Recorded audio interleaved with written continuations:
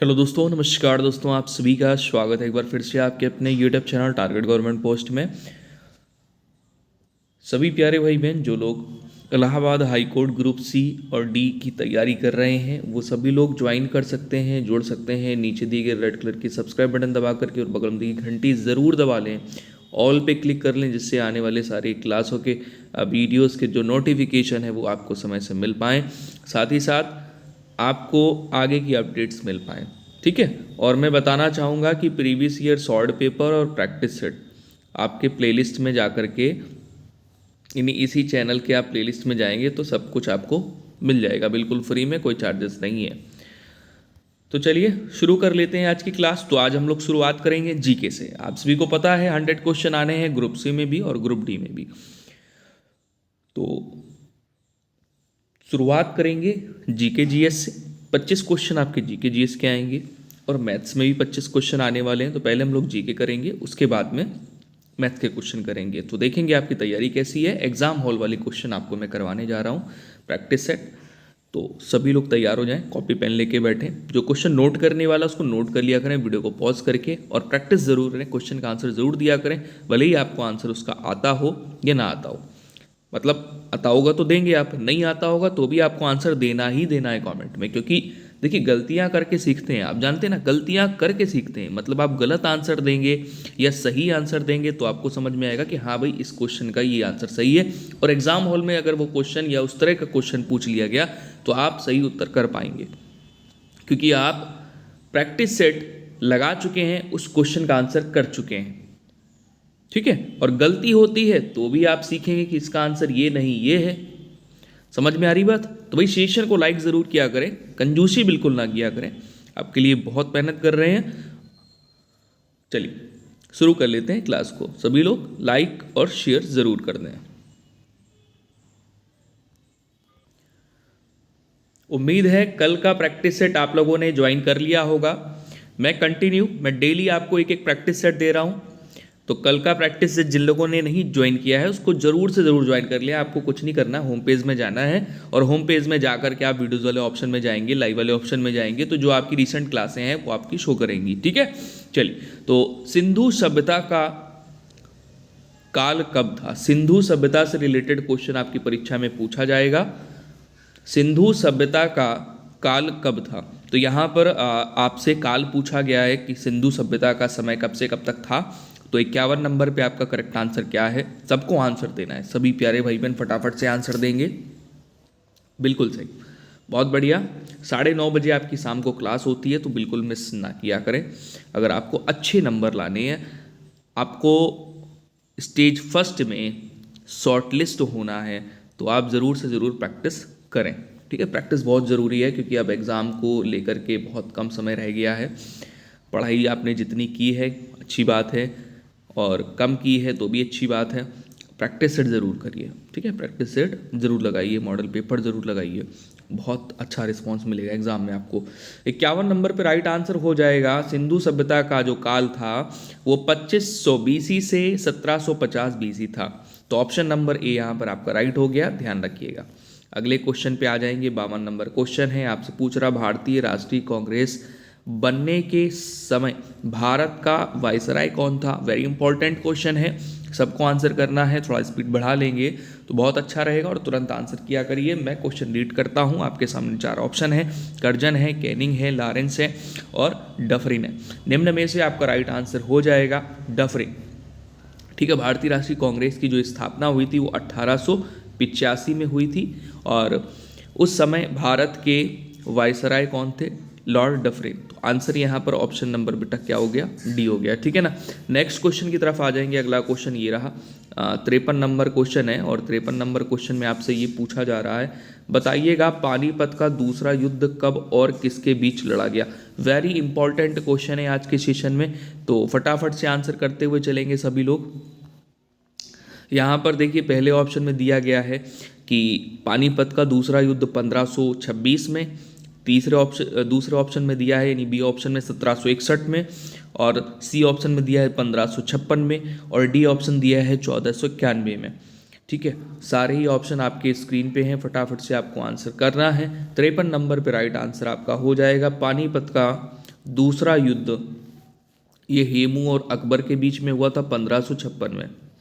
ठीक है, पानीपत का दूसरा युद्ध 1556 में हेमू और अकबर के बीच हुआ था।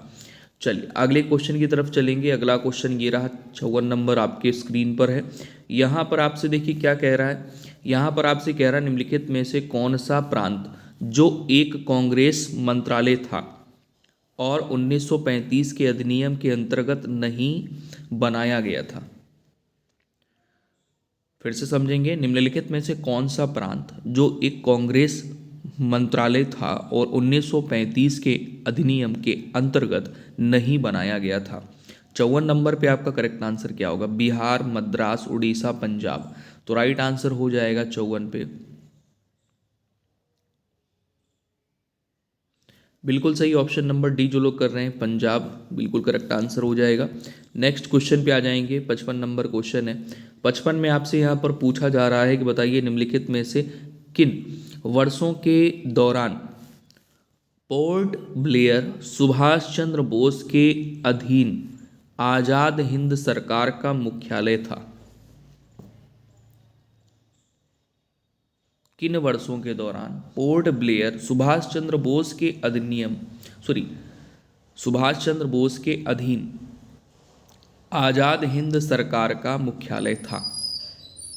तो राइट आंसर यहां पर हो जाएगा 1943 से 1944, यानी ऑप्शन नंबर डी आपका यहां पे करेक्ट आंसर होगा। 56 नंबर क्वेश्चन आपके स्क्रीन पे है। आपसे पूछ रहा है निम्नलिखित में से कौन भूमध्य रेखा पर स्थित नहीं है? वेरी इंपॉर्टेंट क्वेश्चन है। युगांडा, सोमालिया, ब्राजील, दक्षिण अफ्रीका।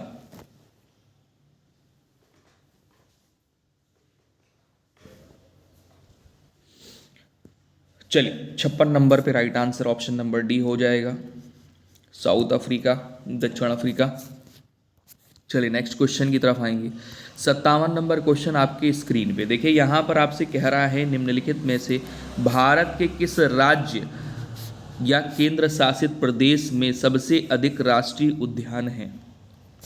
4 ऑप्शन दिए, असम, मेघालय, अरुणाचल प्रदेश, अंडमान एवं निकोबार द्वीप समूह। 57 नंबर पे आपसे पूछा गया है कि बताइएगा भारत के किस राज्य या केंद्र शासित प्रदेश में सबसे अधिक राष्ट्रीय उद्यान है? तो 57 पे राइट आंसर हो जाएगा अंडमान एवं निकोबार द्वीप समूह, option number D. Option number D के साथ में जाएंगे, बिल्कुल करेक्ट आंसर है। सर्वाधिक राष्ट्रीय उद्यान अंडमान एवं निकोबार द्वीप समूह में है।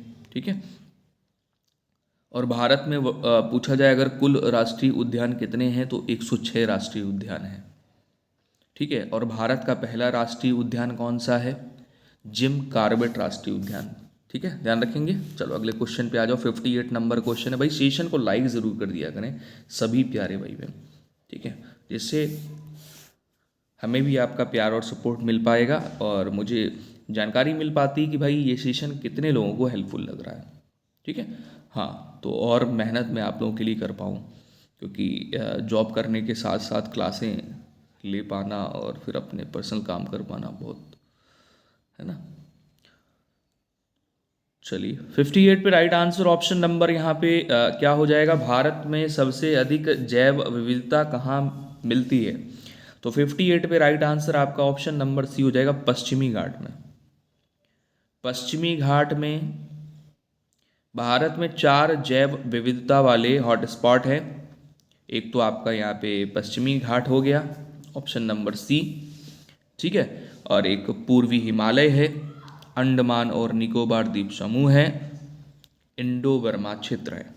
नेक्स्ट अगले क्वेश्चन पे आ जाएंगे। अगला क्वेश्चन ये रहा आपके स्क्रीन पर। साइंस में ध्यान दीजिएगा, जनरल साइंस से आपके 2 से 3 क्वेश्चन मिलेंगे पेपर में। ताजमहल के संगमरमर की क्षति होने का मुख्य कारण क्या है? ताजमहल के संगमरमर की क्षति होने का मुख्य कारण क्या है? तो सल्फर डाइऑक्साइड, SO2। नेक्स्ट अगले क्वेश्चन की तरफ आएंगे। 60 नंबर क्वेश्चन है। यहाँ पर आपसे ये कह रहा है कि बताइए भारत में पूर्ण रूप से जैविक खेती करने वाला राज्य कौन सा है? बताइएगा, भारत में पूर्ण रूप से जैविक खेती करने वाला राज्य कौन सा है? केरल है, पश्चिम बंगाल है, सिक्किम है, मेघालय है। 60 नंबर क्वेश्चन आपके स्क्रीन पर, फटाफट से आंसर करेंगे सभी प्यारे भाई बहन।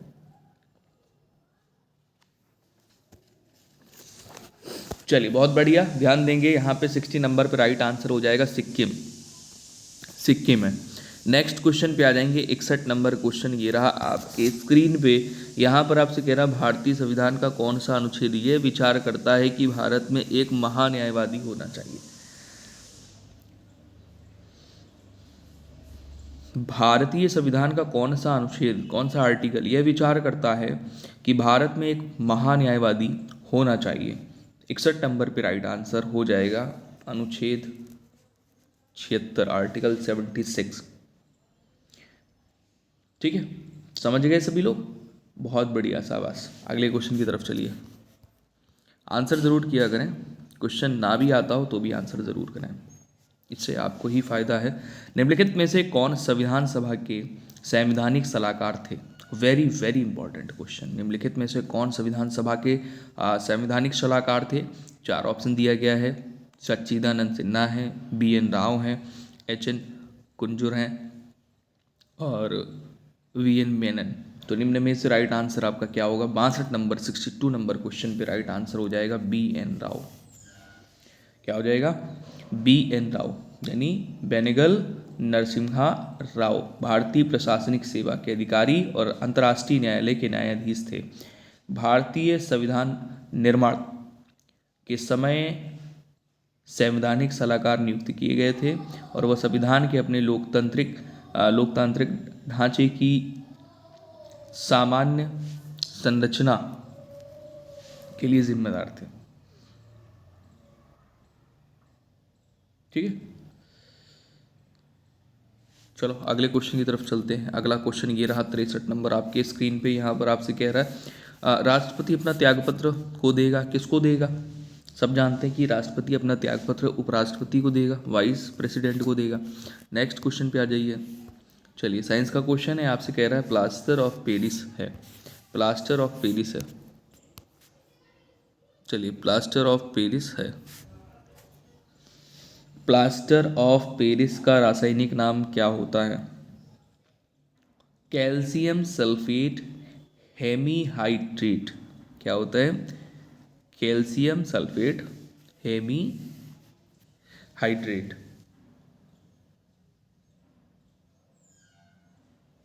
फॉर्मूला इसका क्या होता है? CaSO4 half H2O। ठीक है, ध्यान रखिएगा। अगले क्वेश्चन पे चलेंगे। 65 नंबर क्वेश्चन ये रहा आपके स्क्रीन पे। यहाँ पर आपसे कह रहा है एक लोहे के तलने वाले बर्तन में जंग लगने को रोकने के लिए कौन सी विधि उपयुक्त नहीं है? ग्रीस लगाना, पेंट लगाना, और सारे ऑप्शन देखने चाहिए। टेफ्लॉन की परत चढ़ाना, मरकरी की परत चढ़ाना। मतलब कौन सी एक विधि है जो कि सही नहीं है? देखिए, एक लोहे के बर्तन में जंग लगने को रोकने के लिए अनेक विधियां हैं, जैसे ग्रीस लगाना, पेंट लगाना, ठीक है, टेफ्लॉन की परत चढ़ाना, ध्यान देंगे। लेकिन मरकरी की परत चढ़ाना ये सही ऑप्शन नहीं है, तो आंसर यहाँ पर ऑप्शन नंबर डी बिल्कुल करेक्ट हो जाएगा। नेक्स्ट क्वेश्चन पे आ जाएंगे। 66 नंबर क्वेश्चन है, निम्नलिखित में से कौन एक जंतु हार्मोन है? 66 नंबर क्वेश्चन है, जंतु हार्मोन पूछा गया है। ऑक्सिन नहीं होगा, साइटोकाइनिन नहीं होगा, जिब्रेलिन भी नहीं होगा। ये हो जाएगा ऑप्शन नंबर ए, एड्रेनलिन, जो कि एक जंतु हार्मोन है। ठीक है, चलिए 67 नंबर क्वेश्चन पे आ जाएंगे। 67 नंबर क्वेश्चन पे यहाँ पर आपसे कह रहा है कि मनरेगा का उद्देश्य क्या बढ़ाने का है? सभी लोग आंसर करेंगे। चलिए, थोड़ा डिस्टरबेंस हो गया होगा, अब क्या कर सकते हैं। आस पड़ोस वाले हैं जो कि हेलीकॉप्टर लेके चलते हैं, तो चलिए, मनरेगा का उद्देश्य क्या बढ़ाने का है? 67 नंबर पे राइट आंसर आपका क्या होगा? देखिए, मनरेगा का उद्देश्य क्या बढ़ाने का है? तो ग्रामीण क्षेत्रों में जीविका सुरक्षा। क्या? ग्रामीण क्षेत्रों में जीविका सुरक्षा। अगर पूछ लेता है कि मनरेगा का जो है इसका शुरुआत कब हुआ, तो आपको पता होना चाहिए इसकी शुरुआत 2 फरवरी 2006 को हुई थी। ठीक है, नेक्स्ट अगले क्वेश्चन की तरफ आ जाएंगे। 68 नंबर क्वेश्चन है, यहाँ पर आपसे कह रहा है कि मिश्रित कृषि का अर्थ क्या है? मिश्रित कृषि का अर्थ क्या है? मिश्रित कृषि का अर्थ क्या है? 4 ऑप्शन दिए गए हैं। विभिन्न फसलों का एक योजनाबद्ध तरीके से उत्पादन और खरीफ फसलों को रबी की फसल के साथ उगाना। तीसरा ऑप्शन दिया गया विभिन्न फसलों को उगाना और साथ ही पशुपालन करना। और डी ऑप्शन में कह रहा है, चौथे ऑप्शन में, कि फलों और सब्जियों को भी उगाना। मतलब फलों और सब्जियों को भी उगाना। ध्यान देंगे, मिश्रित कृषि का मतलब हो गया एक से अधिक प्रकार की कृषि एक साथ करना। मतलब जैसे फलों को भी उगाना हो गया और सब्जियों को भी उगाना हो गया, है ना। और साथ ही साथ में ये तो फसल में ही आ गया कि विभिन्न फसलों को उगाना और साथ ही पशुपालन करना। तो ये आपका ऑप्शन नंबर यहाँ पे सी मजबूत हो जाएगा। मतलब सी ज़्यादा सही है, क्योंकि फसलों के उत्पादन के साथ साथ पशुपालन भी किया जाता है। ठीक है, क्योंकि फसलों से भी आपका आय का स्रोत होगा और पशुपालन से भी हो जाएगा। चलो, नेक्स्ट क्वेश्चन पे आ जाएंगे। यहाँ पर देखिए, ध्यान देंगे, वेरी इंपॉर्टेंट क्वेश्चन है। ईमेल क्लाइंट, इसकी विशेषता। तो भाई एम एस वर्ड हो जाएगा, एम एस एक्सेल हो जाएगा, एम एस पावर पॉइंट हो जाएगा, एम एस आउटलुक हो जाएगा। 69 पे देखिएगा, माइक्रोसॉफ्ट द्वारा निर्मित ऑफिस सूट में कई एप्लीकेशन होते हैं। ठीक है, कई एप्लीकेशन होते हैं। एम एस वर्ड भी होता है, एम एस पावर पॉइंट भी होता है, एम एस एक्सेल भी होता है ना। तो अब बात कर रहा है कि email client is the feature of, तो ये फीचर किस में होता है? ये फीचर होता है एम एस आउटलुक में। ठीक है, इन तीनों में नहीं होता है, एम एस आउटलुक में होता है। तो ऑप्शन नंबर आपका डी यहाँ पे राइट हो जाएगा। नेक्स्ट यहाँ पर आ जाएंगे, 70 नंबर क्वेश्चन है। यहाँ पर आपसे कह रहा है कि बताएंगे, वेरी इंपॉर्टेंट क्वेश्चन है, ध्यान देंगे। जो ग्रुप सी वाले हैं खासकर उनके लिए वेरी वेरी इंपॉर्टेंट क्वेश्चन है।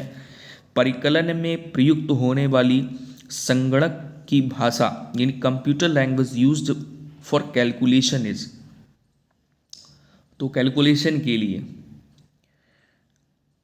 ऑप्शन नंबर बी हो जाएगा। हिंदी में लिख के आता भी है और नहीं भी आता, इसमें लिख दिया है, हिंदी में भी लिखा है, अंग्रेजी में, फॉरट्रैन। ठीक है, ध्यान देंगे, एक प्रमुख प्रोग्रामिंग भाषा है ये। कैसी? प्रोग्रामिंग भाषा है। प्रोग्रामिंग आपसे अगर पूछे कि प्रमुख कंप्यूटर प्रोग्रामिंग भाषा कौन सी है, तो आप फॉरट्रैन करेंगे। नेक्स्ट अगले क्वेश्चन पे आ जाएंगे। अगला क्वेश्चन 71 नंबर है। यहाँ पर आपसे कह रहा है, निम्नलिखित में से कौन उत्तर प्रदेश में एक ओपन यूनिवर्सिटी है? 71 पे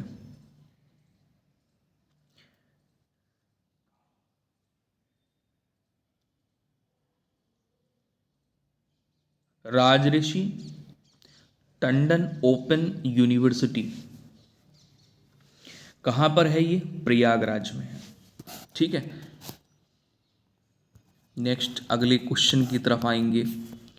72 नंबर क्वेश्चन आपसे यहाँ पर कह रहा, उत्तर प्रदेश विधानसभा में कितने सदस्य हैं? उत्तर प्रदेश विधानसभा में कितने सदस्य हैं? 72 पे very very important question.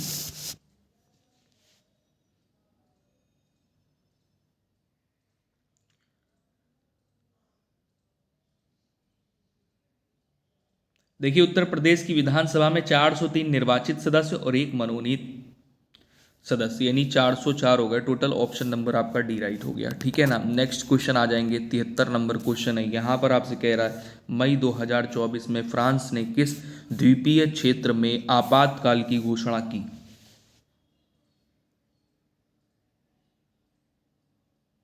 Right answer यहाँ पर क्या हो जाएगा? New Caledonia. क्या करोगे? New Caledonia.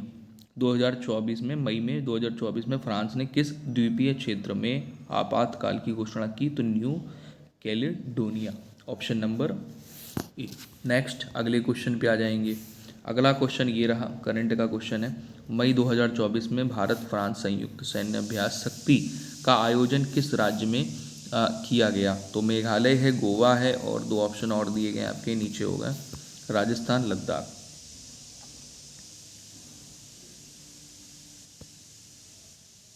चलिए बताएंगे फटाफट से। तो आंसर यहाँ पे बेटा आपका मेघालय हो जाएगा। ध्यान देंगे, जो भारत और फ्रांस का सैन्य अभ्यास हुआ मई 2024 में, सैन्य अभ्यास शक्ति जिसका नाम है सैन्य अभ्यास का, ठीक है, तो इसका आयोजन किस राज्य में किया गया? मेघालय में, ठीक है, बिल्कुल ध्यान रखें अच्छे से।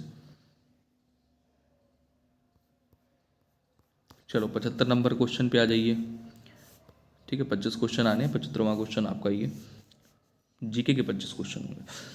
हाल ही में भारत द्वारा किस देश को 14,000 टन गैर बासमती चावल का निर्यात किया गया?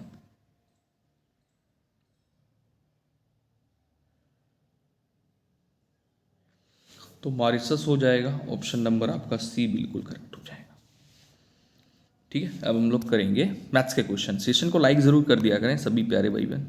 चलो पहला क्वेश्चन ये आ गया, इस तरह का क्वेश्चन आएगा तो आप फटाफट से आंसर कैसे दोगे?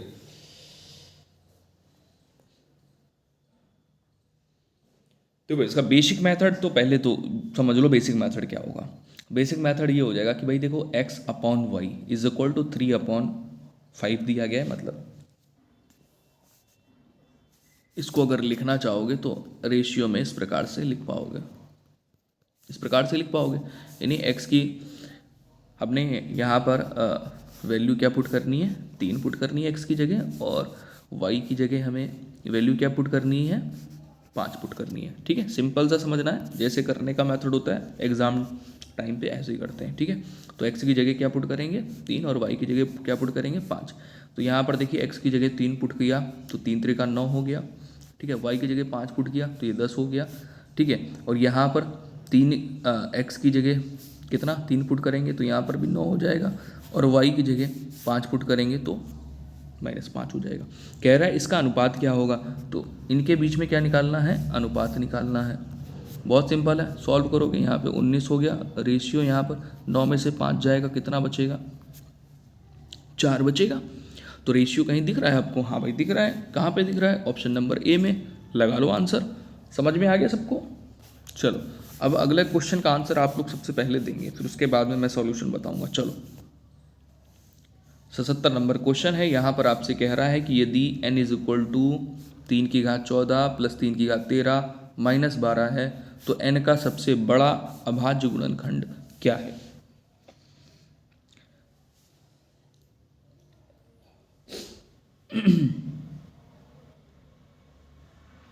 चलिए करिए, आंसर बताइए फटाफट से।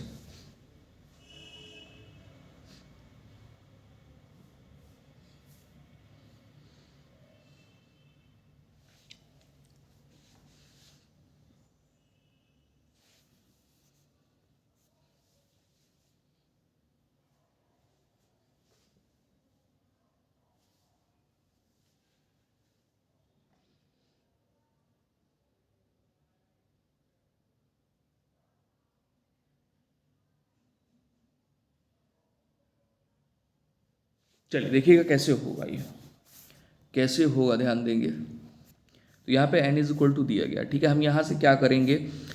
इन दोनों से 3 की घात 13 कॉमन ले लेंगे। तो 3 की घात अगर 13 कॉमन ले लिया, ध्यान देंगे, 3 की घात अगर 13 कॉमन ले लेंगे तो यहाँ पर कितना बचेगा? 3 की घात नहीं 13 मत लीजिए, 12 कॉमन ले लीजिए, ठीक है। 3 की घात क्या लेंगे?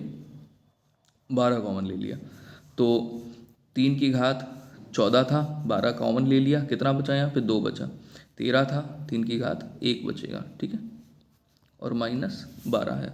आगे सॉल्व करेंगे तो 3 की घात ये 12 है, ठीक है, ध्यान देना। और यहाँ पे कितना हो जाएगा टोटल, 3 त्रिका 9 और 3 12, तो कितना हो गया ये 12 माइनस 9 लिख दिया, 12 माइनस 12 हो गया, ठीक है। 3 की घात 12 गुणे 12 माइनस 12। अब यहाँ से क्या करेंगे, 12 कॉमन ले लेंगे, 12 को बाहर ले कॉमन ले लिया, तो अंदर कितना कितना बचा, 3 की घात 12 बचा और माइनस 1 बचा, ठीक है, समझ में आ रही इतनी बात। अब यहाँ पर आपका जो फॉर्मूला है वो क्या अप्लाई हो जाएगा भाई, 1 की घात अगर कुछ नहीं है तो भी हम यहाँ पर अगर 12 हमें मिल रहा है तो हम क्या ले लेंगे, 12 यहाँ पर भी ले लेंगे, ठीक है। मतलब 1 की घात कितनी भी कर लो आप, उसकी घात कितनी भी हो, लेकिन आंसर तो एक ही आएगा, ठीक है। तो हमें आगे सॉल्व करने के लिए क्या करना है, यहाँ पे 1 की घात भी 12 ले लेनी है, मान लेनी है, और 3 की घात तो 12 दिया ही है, समझ में आ गई बात, हाँ। तो फॉर्मूला यहाँ पर क्या लगाएंगे, a की घात 2 माइनस बी की घात 2, आपने पढ़ा होगा a square minus B square, बोलो क्या होता है, एक ब्रैकेट में a प्लस बी होता है और दूसरे ब्रैकेट में a माइनस बी होता है, पढ़ा है ना आपने। यही फॉर्मूला आपको यहाँ पर अप्लाई कर देना है। जब आप अप्लाई करते हो तो यहाँ पर देखो 2 था, तो यहाँ पर कितना हो गया, पावर 1 1 हो गई सभी में, ठीक है, मतलब पावर आधी आधी हो जाती है। अगर यहीं पर पावर 2 की जगह कितना होता, मान लो 4 पावर होता, तो यहाँ पर 2 होती, पावर होती कि नहीं होती। इसी प्रकार से यहाँ 12 है पावर, तो 6 6 हो जाएगी, आधी हो जाएगी, हैं, समझ गए ना। मान लीजिए यहाँ 6, यहाँ पर 12 और यहाँ 12 होता, तो यहाँ पे 6, यहाँ पे 6, 6 6 पावर हो जाती, ठीक है, समझ गए। उम्मीद है समझ में आ गया होगा। चलो आगे सॉल्व कर लेते हैं फटाफट से। तो इसको जब सॉल्व करेंगे आप, तो यहाँ पर आपका क्या बन जाएगा, देखिए 12, ठीक है, ब्रैकेट में 3 की घात 6 प्लस 1 और 3 की घात 6 माइनस 1, ये बन जाएगा। अब जब आप इसको हल करेंगे, जब आप इसको सॉल्व करेंगे तो क्या बनेगा, देखो मैं ऊपर लिख दे रहा हूँ, थोड़ा समझ जाना। यहाँ पे लिखता हूँ 12 गुणे 3 की घात 6 प्लस 1 करोगे तो होता 729 और 1 हो जाएगा 730, ठीक है। ऐसे ही आगे गुणा इसको सॉल्व करेंगे तो यहाँ पे 729 होता है 3 की घात 6 और माइनस 1 करोगे तो 728 हो जाएगा। आपसे यहाँ पर पूछ क्या रहा था, यहाँ पर ये पूछ रहा था कि अभाज्य गुणनखंड क्या होगा। देखो ये अभाज्य नहीं है क्या, अभाज्य नहीं है, ये अभाज्य है क्या, नहीं है, ठीक है। अभाज्य है तो इसमें, लेकिन इसको, इसके जब फैक्टर आप करोगे इस प्रकार से 73 गुणे 10, तो फैक्टर हमको कितना मिल गया 73, जो कि अभाज्य गुणनखंड है। कैसा है, प्राइम फैक्टर है जो, ठीक है। चलो प्राइम नंबर है, तो आंसर यहां पर हो गया ऑप्शन नंबर डी। देखिए समय इसलिए लग रहा है क्योंकि समझाना पड़ रहा है, आप लोग फटाफट से जब लगाओगे ना तो इतना समय नहीं लगेगा। चलिए अगला क्वेश्चन ये रहा, आपके स्क्रीन पे 78 नंबर है, हल करिए, अपना आंसर दीजिए फटाफट से, एक्स का मान निकालना है।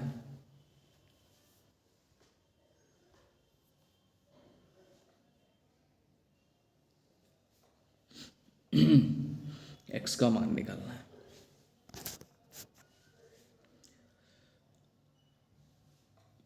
देखिए ऐसे क्वेश्चन को सॉल्व कैसे करते हैं, आपने अगर ये मिल गया आपको और ये केवल सॉल्व करना है तो आप कैसे सॉल्व करते हो, नीचे 1 लेते हो, है ना, ऐसे तो करते हो, और फिर क्या करते हो, एलसीएम 2 ले लिया, है 2 का गुणा 5 के साथ किया 10 हो गया, प्लस एक किया, तो कुल मिला के 11/2 हो गया।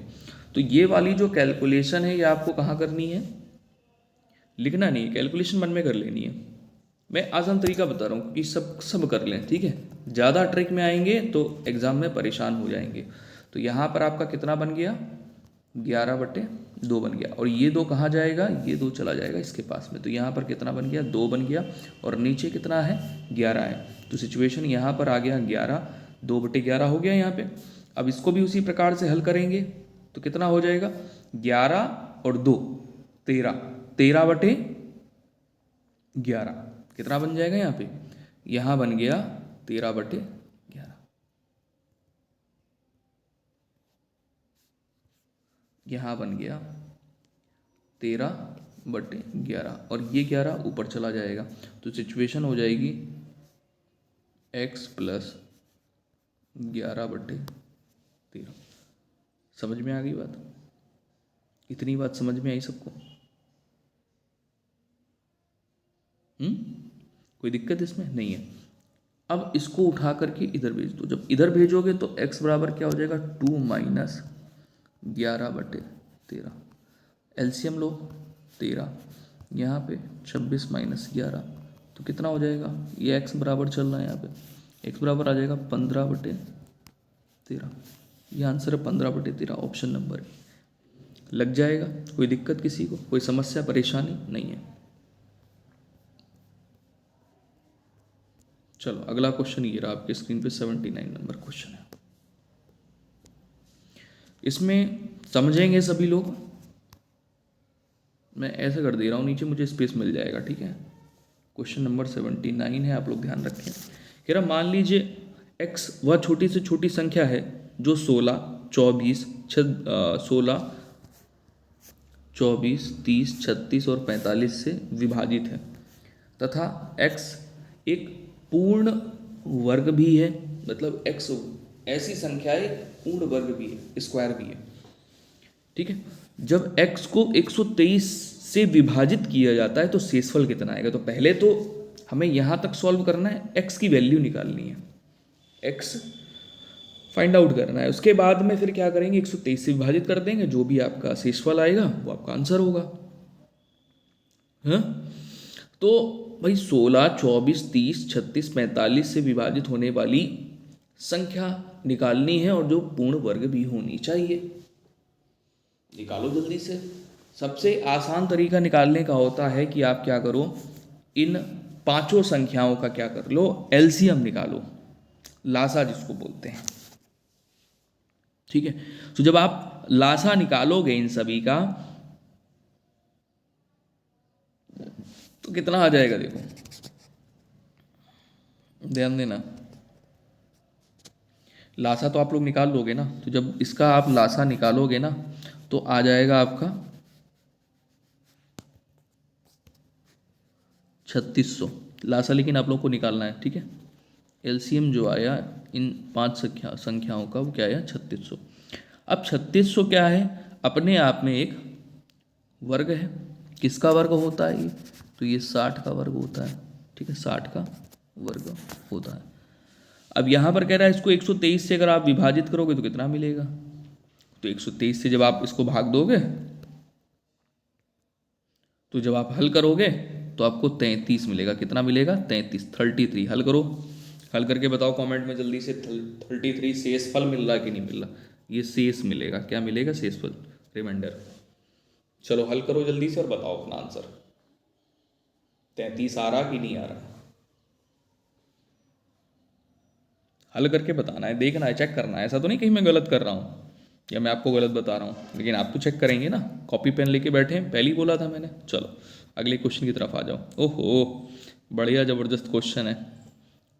कह रहा है what is the value of, चलो इसका मान निकालिए, याद करिए।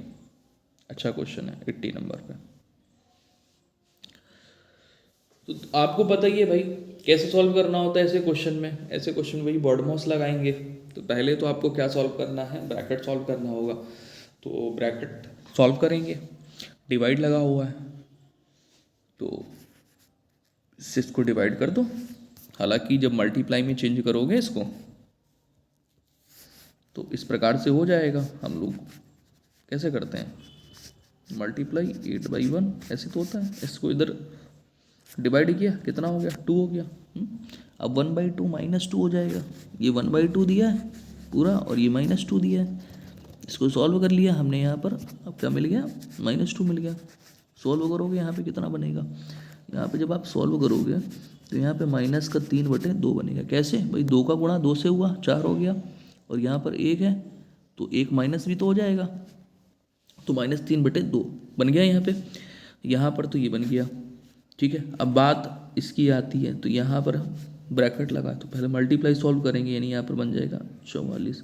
अब 44 डिवाइड बाई 44, यानी इससे इसको क्या कर दिया, डिवाइड कर दिया, 1 बन गया, यहाँ पे क्या बन गया, 1।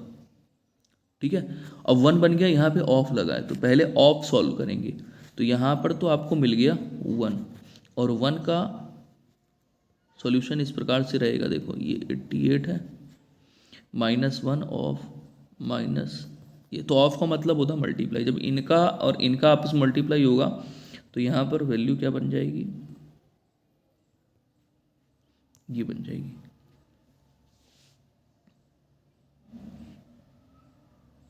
देखते जाना भाई, हो सकता है गलती हो सकती है मेरे से भी, लेकिन पहले ऑफ सॉल्व करना है।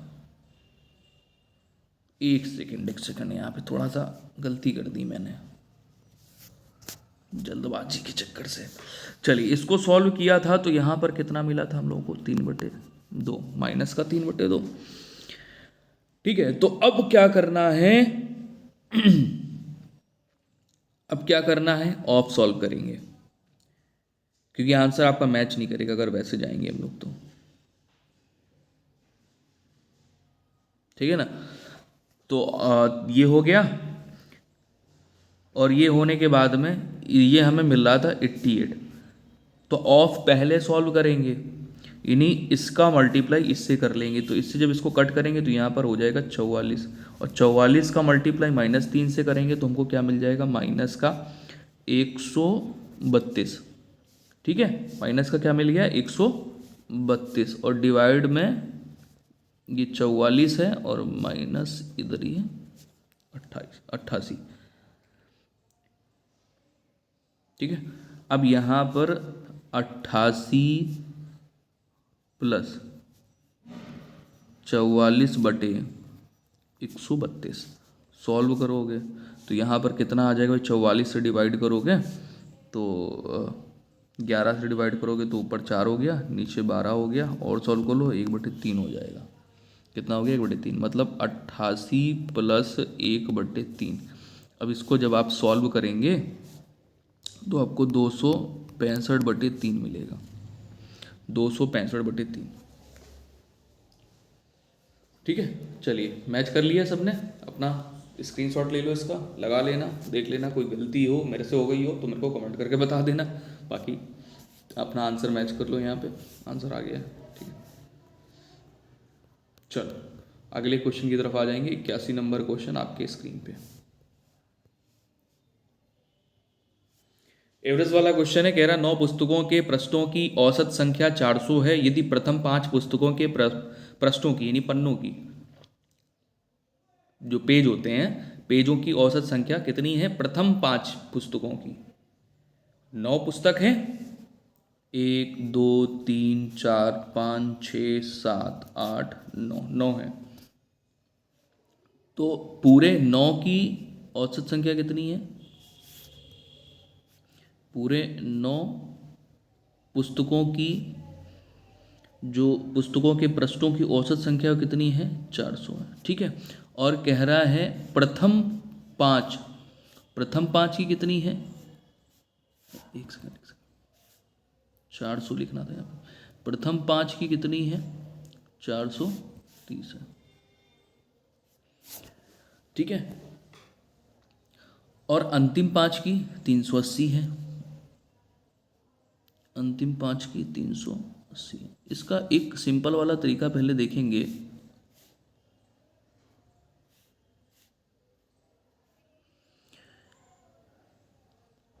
कि जो औसत होता है वो मिड वाला होता है, मतलब यहाँ पर आपका ये 400 होगा।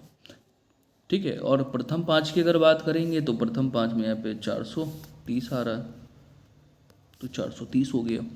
अंतिम 5 की अगर बात करेंगे तो 380 आ रहा है, मतलब घटते हुए क्रम में। तो 5वीं पुस्तक के पृष्ठों की संख्या कितनी है,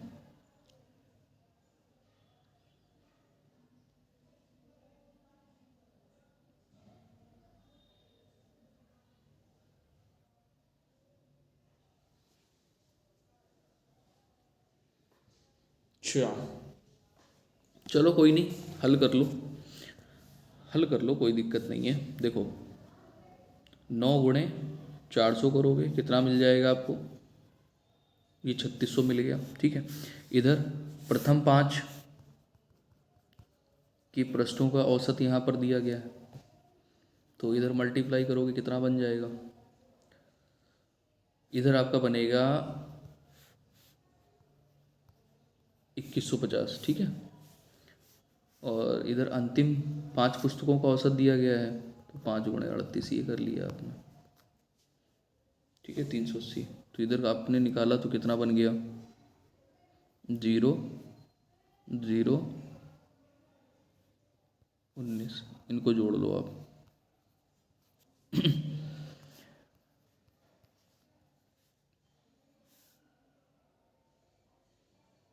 ठीक है, जोड़ने के बाद में क्या करो,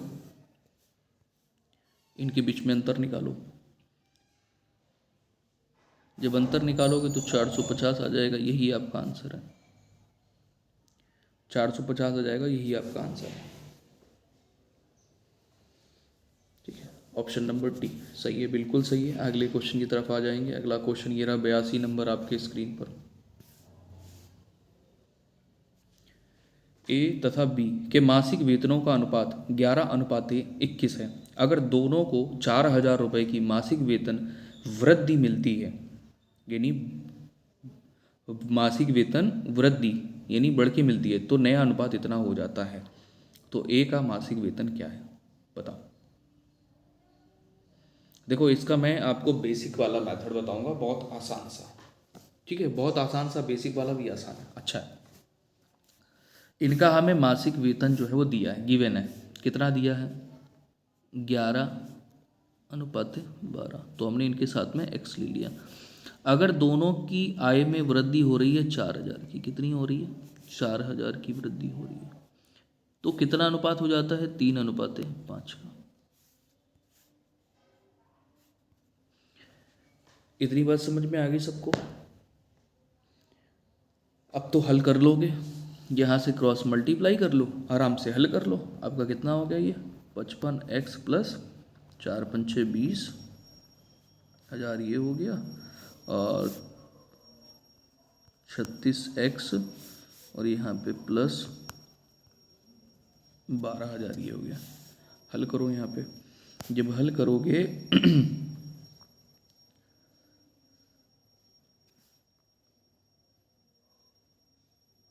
ओ सॉरी 12 नहीं है, यहाँ पे 21 दिया गया है, इसको थोड़ा सा सही कर लेना। सॉरी, ये 21 दिया गया है। ठीक है, तो यहाँ पर क्या हो जाएगा बेटा, 63 हो जाएगा, ये 63,000। ठीक है, 63,000 हो जाएगा।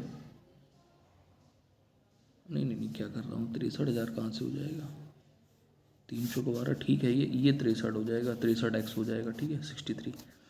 तो इसके और इसके बीच का अंतर निकालोगे तो 8x आ जाएगा। ठीक है, और 20,000 और 12,000 के बीच अंतर निकालोगे तो 8,000 आ जाएगा। यहाँ से हल करोगे तो x बराबर आपको मिलेगा 1,000। आपसे कह रहा है कि ए का मासिक वेतन बताइए, ए का मासिक वेतन, तो ए का मासिक वेतन था कितना, 11x ना। ठीक है, 11x था, और वृद्धि कितनी हो गई, 4,000 की। तो 11,000 में 4,000 जोड़ दोगे तो 15,000 बन जाएगा, हैं। 11,000 आया, और 11,000 में क्या करोगे, 4,000 आपने जोड़ दिया, तो 15,000 आपकी वैल्यू बन गई। मतलब ए का जो वेतन है वो कितना हो गया, 15,000 हो गया बेटा। ठीक है, समझ में आ गया ना, आसान है। ऑप्शन नंबर भी राइट हो गया। नेक्स्ट अगला क्वेश्चन है 83 नंबर, 83 नंबर।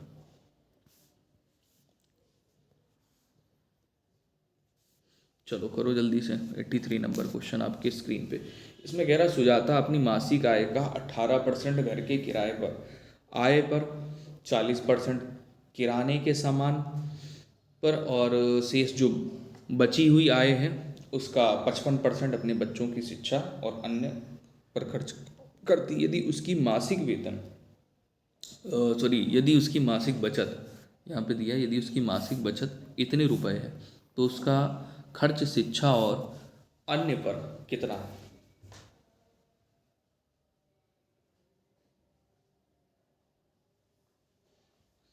चलो निकालो जल्दी से, हल करिए हल करिए हल करिए।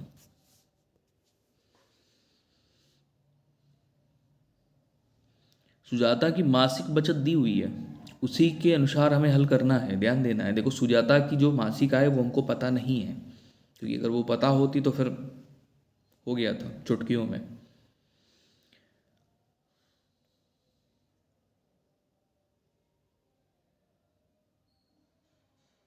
तो ध्यान देना, देखो सुजाता की मान लिया हमने जो मासिक आय है वो एक्स है, ठीक है।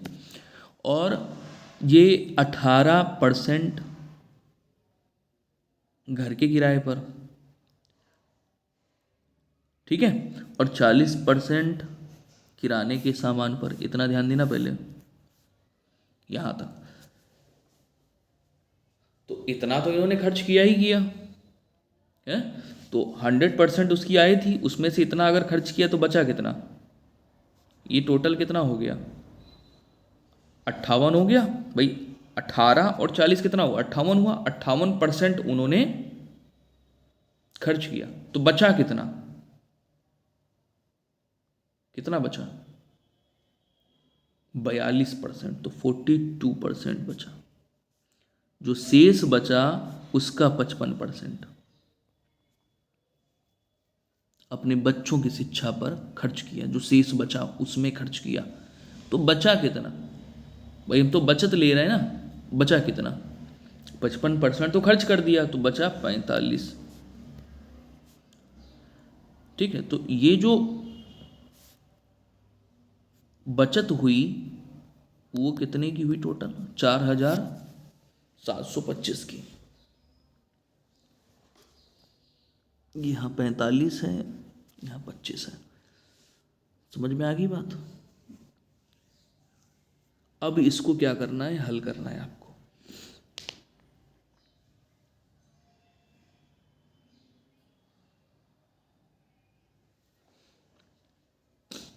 हल करिए। जब आप हल करेंगे तो यहाँ पर x बराबर आपको कितना मिल जाएगा?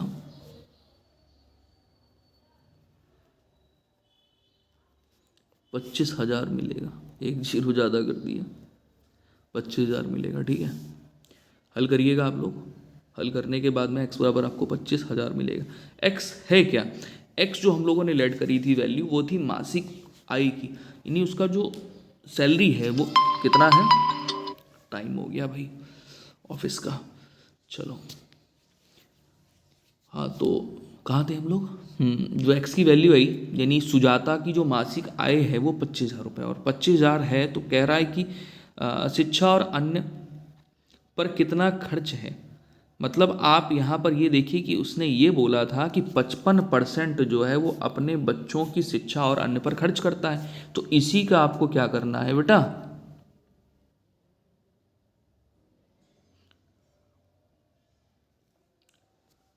एक बात और ध्यान देना, शेष जुड़ा है साथ में, शेष का। तो शेष यहां पर कितना था?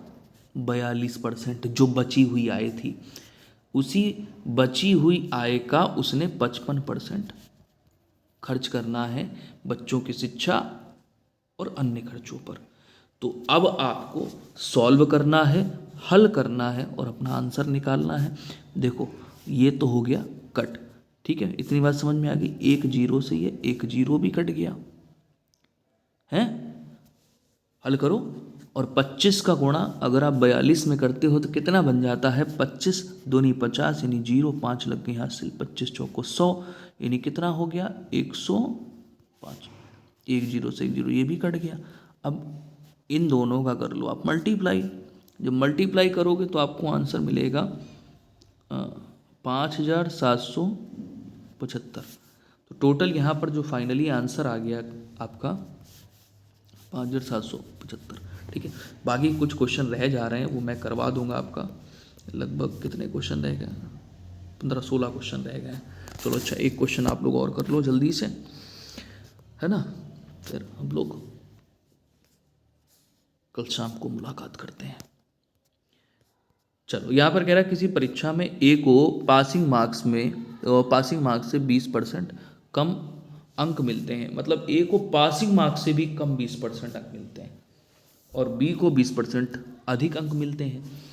यदि ए और बी द्वारा प्राप्त अंकों का योग अधिकतम अंकों के बराबर है तो पासिंग मार्क्स और अधिकतम अंकों के अनुपात क्या होंगे। तो यहाँ पर ध्यान देना थोड़ा सा, बहुत अच्छा क्वेश्चन है, पढ़ने में आपको लग रहा होगा कि हाँ बहुत डिफिकल्ट है, ऐसा कुछ नहीं है। देखो ए और बी, ठीक है, ए और बी में यहाँ पर उसने ये बोला है कि ए को पासिंग मार्क्स से 20% कम अंक मिलते हैं, यानी 20% कम अंक मिले, मान लिया पासिंग मार्क्स 100% है, 20% कम अंक मिले यानी 80% मिले, और इसको 20% अधिक मार्क मिलते हैं, तो हमने यहाँ पर 120 ले लिया। कोई दिक्कत यहाँ पे किसी को? कोई दिक्कत नहीं होनी चाहिए। इतनी बात समझ में आ गई। अब यहाँ पर कहता है कि ए और बी द्वारा प्राप्त अंकों का जो योग है, ए और बी द्वारा जो प्राप्त अंकों का जो योग है, प्राप्त अंकों का योग, हाँ, प्राप्त अंकों का योग अधिकतम अंकों के बराबर है, तो पासिंग मार्क्स और अधिकतम अंकों को अनुपात में लिखिए।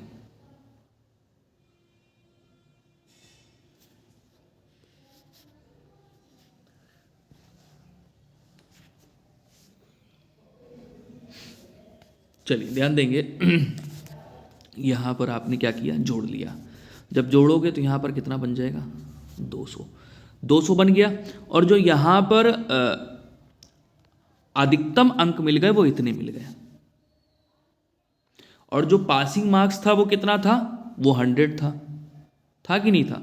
तो 100 आपका पासिंग मार्क्स था और अधिकतम अंक कितना था, 200। इनके बीच में जब आपने रेशियो निकाला तो कितना आ गया, 1:2 आ गया। तो आंसर हो गया ऑप्शन नंबर डी। ठीक है, मिलते हैं नेक्स्ट सेशन में, अपना ख्याल रखिए। जय हिंद। सेशन को लाइक और शेयर जरूर किया करें सभी प्यारे भाई बहन।